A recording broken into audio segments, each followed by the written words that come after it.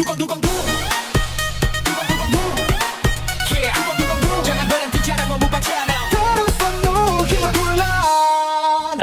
semua. Hi guys, welcome back to Muan Mukbang Channel. Dudung. So hari ni aku nak sarapan apa? Hari ni aku nak sarapan telur separuh masak ni dicampur dengan air kopi. Kita akan minum sekali. So jom tengok aku makan.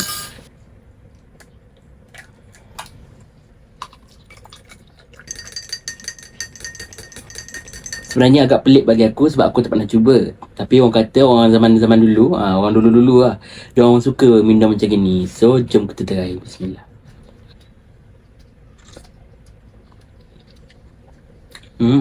Not bad rasa dia. Dia rasa macam kopi dengan telur separuh masak yang digabungkan.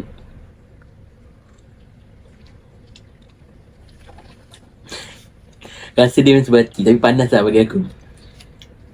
Dah macam air apa dah. Dia akan rasa telur separuh masak dulu. Lepas tu akan rasa pahit sikit. Pahit-pahit kopi lah. Kalau kau tengok dia macam berkeladak-keladak sikit.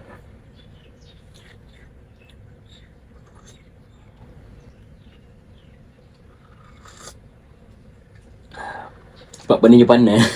So ambil masa untuk habiskan. Tengok. Dalam dia kuning-kuning.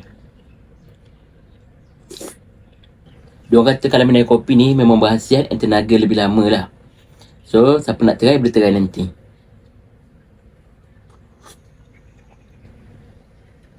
Panas.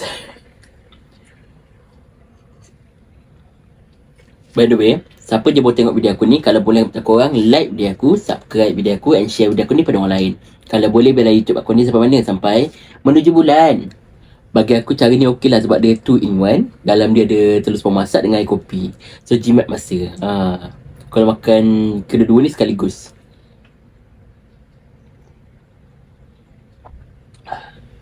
Sikit lagi nak habis.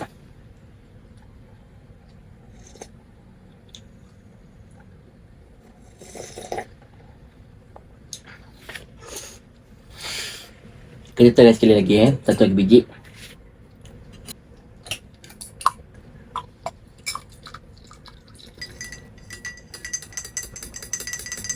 So jom kita habiskan.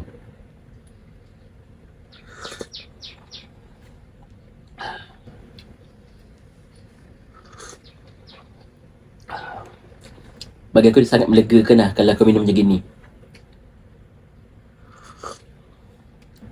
Berasap-asap minum.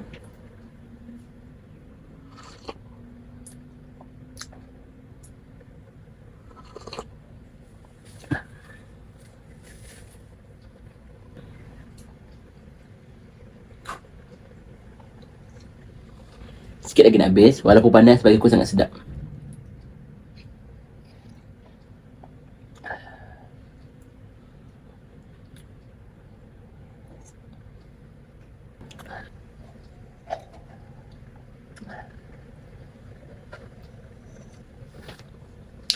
Berjaya.